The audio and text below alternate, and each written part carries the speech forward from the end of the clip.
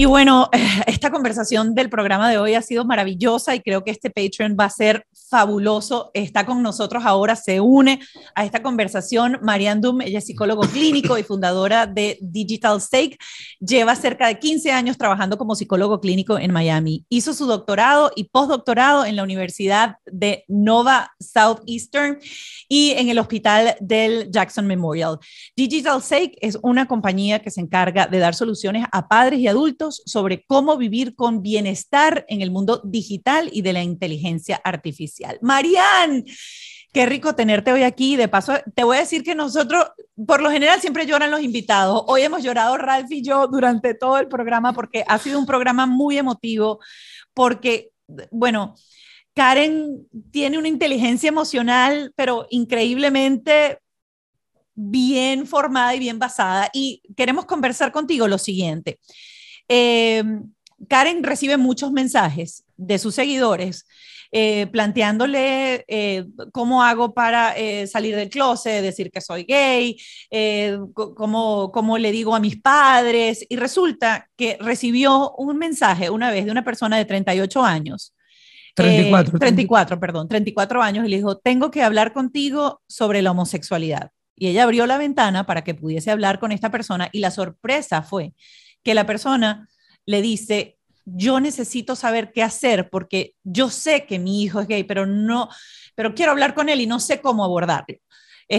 No sé si quieras, obviamente, agregarte un poco más porque eres tú la de la experiencia. Sí, realmente, ¿cómo está, doctora? Él tenía miedo de que su hijo no supiera que él lo amaba, es su único hijo. Tiene 14 años, bueno, ya debe tener 15 porque eso fue hace más o menos un año, fue durante la cuarentena por ahí. Y él tenía como que el temor de que él tuviese esa confianza y esa apertura con otra persona que no fuese él o su mamá o ambos, pues. Entonces él como papá no hallaba cómo decirme, o sea, en vez de él salir del closet porque era gay, él como papá quería que su hijo saliera del closet por lo menos con él y no sabía cómo abordar el tema. Mi recomendación única, porque eso jamás me había sucedido, fue busca un especialista que te ayude a cómo conversar, qué palabras utilizar con tu hijo para que pueda ser lo más asertivo posible y ayudarlo pues a dar ese paso. Completamente. Uno de los dolores emocionales que más trato en mi terapia con mis pacientes que ya salieron del closet, que están súper bien, pero está el trauma. Es un trauma salir del closet porque al final termina siendo lo no esperado. Soy aquello que no es esperado por mi familia, por mí mismo. No cumplo el sueño, por decirlo así, un poco de la gente que me quiere y que yo quiero. Y es shocking, porque al final nos importa muchísimo el que dirán, especialmente en el proceso de la adolescencia, donde el cerebro está diseñado para buscar un grupo de referencia. Entonces, lo que yo trato mucho en terapia es el dolor de que nadie se le acerca a mi paciente a decir, ok, yo sí sé que tú eres gay, vamos, sal del closet, ¿no? Entonces, por el otro lado tienes los padres tratando de ser respetuosos, no metiéndose en el proceso de intimidad del paciente, porque hasta qué punto es un tema de intimidad la sexualidad, pero hoy en día es un tema de identidad, no de intimidad, ¿no? Especialmente cuando eres un adolescente que estás en búsqueda de la identidad. Entonces, cuando eres un adolescente, tu sexualidad, especialmente hoy en día, que estamos abriéndole las puertas un poco a las distintas maneras de conectarnos emocionalmente y físicamente con otro ser humano, estamos viendo que es un tema de identidad, no de identidad y no de intimidad. Entonces, el papá lo ve desde la perspectiva de la intimidad, no lo ve de la perspectiva de lo importante que es para ese niño ser reconocido por lo que él siente que es en su mundo de amigos al final.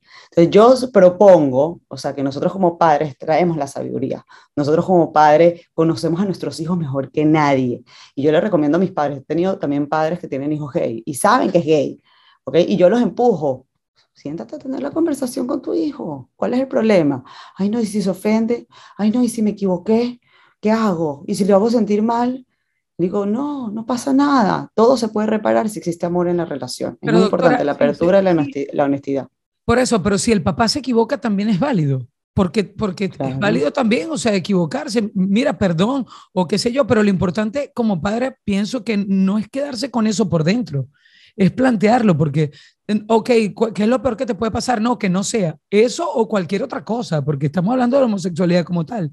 pero hay muchísimos otros temas que tú quizás por temor a equivocarte no vayas a abordar con tus hijos y otros los abordes de una manera inadecuada. Es que yo creo que siempre que es que hay que abordar todo con los hijos. O sea, yo creo que dejar de abordar algo con los hijos porque te vas a equivocar es recurrir al pensamiento que tú tienes que ser el mejor padre, en vez de recurrir al pensamiento que tú tienes que ser lo mejor para tus hijos y que es mejor equivocarte, ¿ok? Y ser lo que tu hijo necesita que tú seas para ellos. ¿A qué edad, cuando tú reconoces eso en tus hijos? Porque estábamos conversando de la infancia de Karen y dijo, mis papás sabían, ellos sabían, o sea, te aman tan profundamente que ellos sabían.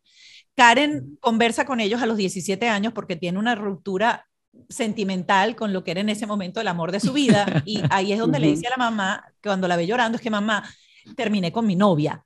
Claro. Y en ese momento el desamor. El desamor. Y en ese momento se sentaron a conversar. Para uno como padre, y lo pongo desde mi perspectiva, desde mi punto de vista, ¿cuándo es el momento en que yo debo empezar a abrir ese, digamos, crisol de conversación con mi hijo cuando yo empiezo a detectar que mi hijo es diferente a la norma? Para normalizar y para que él se sienta, y eso es lo que estás diciendo, validar la identidad de esa persona desde que apenas reconozco que necesito validársela porque es diferente.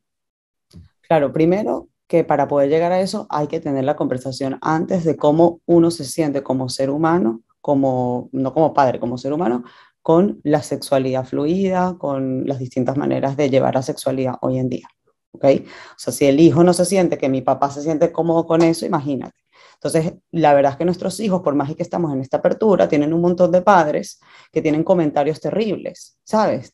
Horribles y que son comentarios homofóbicos al final, o son comentarios que van en contra de lo que llamamos la sexualidad binaria, ¿entiendes? Claro. En lo que la persona...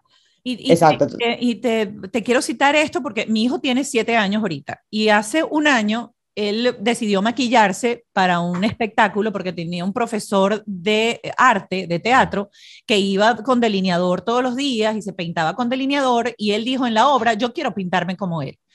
Y yo venga, yo lo pinto. ¿Cuál es el problema? Venga para acá. Cuando yo publiqué eso, o sea, la cantidad de mensajes primero de agresión, llamándome mala madre, que cómo era posible, más ese niño cada vez que está en mi camerino, lo que ve es maquillaje para arriba y para abajo y se maquilla y yo lo dejo jugar con el maquillaje porque eso para mí no tiene ninguna connotación de lo que él va a hacer o no va a hacer, él está jugando. Total. Entonces, pero sí es cierto que uno sabe cuando tiene un niño de repente, yo recuerdo más chama, tenía una amiga que tenía un niño que le encantaba hacer ballet y lo metían a jugar fútbol y él le pasaba la pelota y él hacía piruetas de ballet dentro del campo y el papá era que tiene que jugar fútbol y la mamá decía, pero si él quiere ser bailarín, exacto, eso es lo que él tiene. Entonces, ¿cuál es esa manera de uno como padre? Porque yo creo que uno sí siente mucho temor de decir, ¿cómo hablo? O sea, ¿qué le digo? Claro, el primer paso es reconocerte como padre cómo has sido, porque si has sido uno de esos padres que está muy, muy fixed en lo que es femenino y lo que es masculino, ¿okay? Y que dice, no, lo que está bien, lo que está usando estas palabras, lo normal y lo que está bien es la heterosexualidad, vas a tener que pedir perdón antes de hablar. Y vas a tener que venir desde la perspectiva del miedo y explicar de que por tus miedos tú decías todas esas cosas y que el juicio era una consecuencia del miedo. Eso es lo primero, restaurar un poquito esa confianza. Y el segundo paso tiene que ver un poco con dejar hablar al niño. ¿Sabes? Nosotros nos encanta hablar, especialmente cuando tenemos miedo. Estamos todo el tiempo dando lecciones, ¿no? En vez de pararnos y escuchar al niño, qué piensa, cómo se siente, cómo están sus amigos, qué piensa esto, qué piensa lo otro. Y yo sí pienso que hoy en día la conversación es muy temprano. O sea, yo pienso que a los 7 años, 8 años, nosotros ya tenemos que hablar de que las familias se componen de maneras distintas. Que hay familias donde hay un solo padre, una sola madre, donde hay 2 mamás, donde hay 2 papás. Tenemos que comenzar a hablar de las distintas maneras de llevar una familia. Tenemos que empezar a hablar de las distintas maneras de expresar el amor. Estamos demasiado metidos en lo que es la sexualidad, como que sí es lo más importante. Al final la sexualidad es un componente del amor y uno expresa el amor de distintas maneras. Y a una mujer se lo expresas distinto y a un hombre se lo expresas distinto dependiendo de tus gustos, lo que te nace y lo que te llena. Yo creo que empezamos a tener que hablar más de lo que es la intimidad ¿ok? El amor y no tanto es el sexo. Después, cuando empezamos a normalizar todo eso, que le damos la oportunidad al niño a realmente expresar cómo se siente ellos, entonces ahí podemos empezar a hacerle las preguntas para que ellos tengan la apertura para hablarnos con nosotros. Ahorita la juventud está pasando por un momento en el que quiere explorar.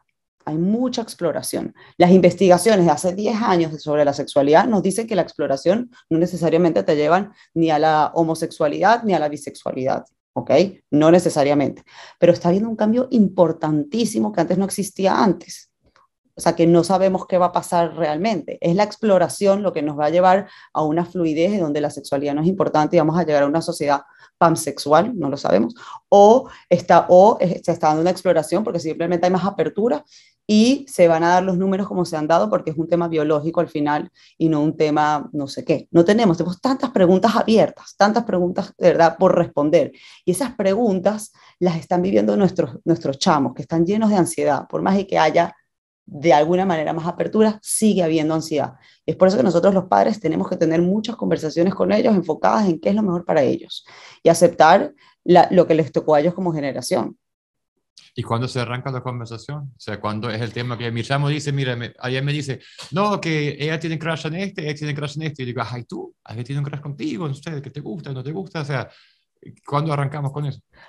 A mí me parece que desde los 9 años, 10 años, todo el tiempo tenemos que estar hablando de eso. Y cuéntame cómo te sientes, alguien alrededor tuyo, ¿entiendes? ¿Y qué piensas de esto? Haciendo muchísimas preguntas, utilizando libros también, ejemplos de gente que es feliz. O sea, mostrar a los niños que uno puede ser feliz en distintas maneras, porque la felicidad no viene de con quién estás. La felicidad viene de cómo tú cargas la felicidad y cómo tú conectas con otro ser humano.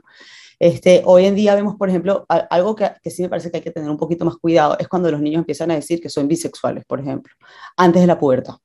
¿Okay? Empiezan a mostrar una identidad. Usualmente esos niños son niños que están en redes sociales y están viendo, pero es bastante difícil que tú sepas a los 11 años, sin tener las hormonas revueltas, no, yo soy bisexual, ¿me entiendes? Ya se están adelantando, probablemente están siguiendo a un influencer, están siguiendo lo que quieren es capaz de experimentar, están confundidos, no tienen ni idea, o sea, ¿sabes? No creo que nosotros hemos evolucionado tanto, y Karen, tú me dirás qué piensas, pero no creo que estamos tan evolucionados para que la mente de un niño a los 11 años entienda el concepto de bisexualidad. Yo siento que o sea, yo estoy completamente de acuerdo, incluso tu propia sexualidad, porque en la adolescencia precisamente se adolece. Tú no sabes qué carajo eres, ni de eso ni de nada. Exacto. Tú tienes tu cerebro completamente inmaduro y estás buscando a ver, desde si te gusta el sándwich o la arepa, imagínate tú saber si te gusta un hombre o una mujer o los dos. ¿Qué es lo que yo veo un poco con preocupación? Que hay muchísimas cosas, por ejemplo, desde hace muchos años que ha habido movimientos con respecto a la comunidad LGBT.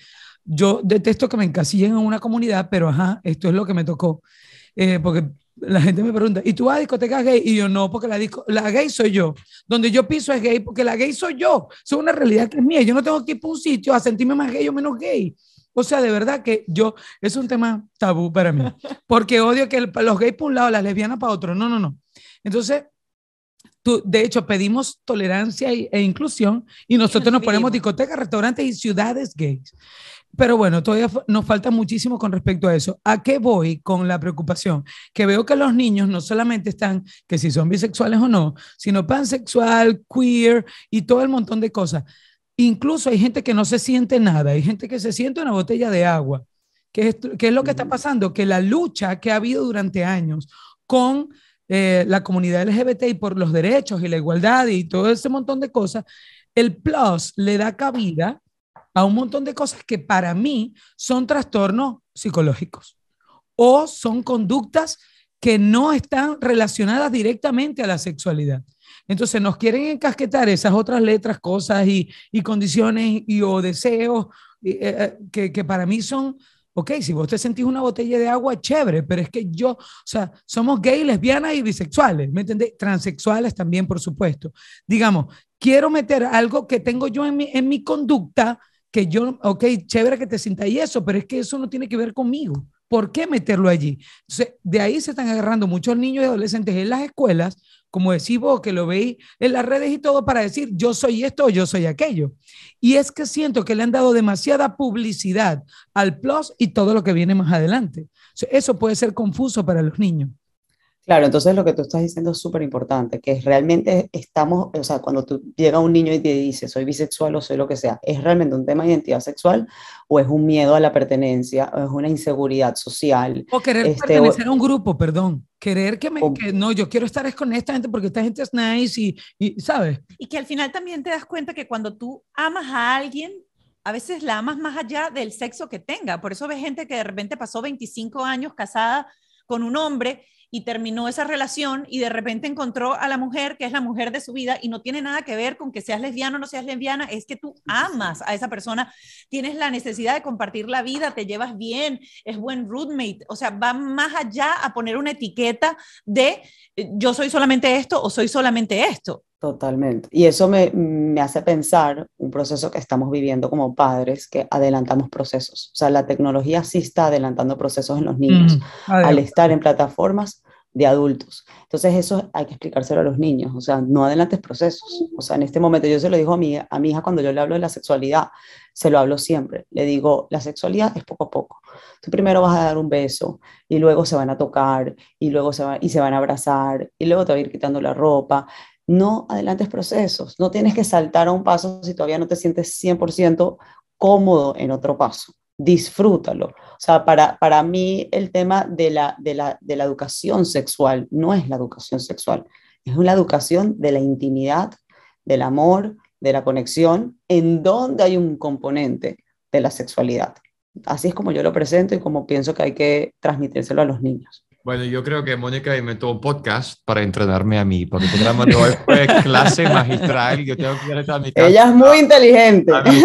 ¿Cómo hago yo para entrenarle más? Hago un podcast. Haz un podcast. O sea, gracias por toda esa información y todo ese apoyo, porque yo siento que vamos a tener mucha gente allá afuera que son como yo, que están abiertos a escuchar, pero que no sabemos mucho. Y me voy con esta frase que dijiste, Marianne. Te agradezco enormemente que siempre estés con nosotros aquí dándonos consejos tan útiles. Y me voy con esta frase que es preguntar, dejar que el niño hable.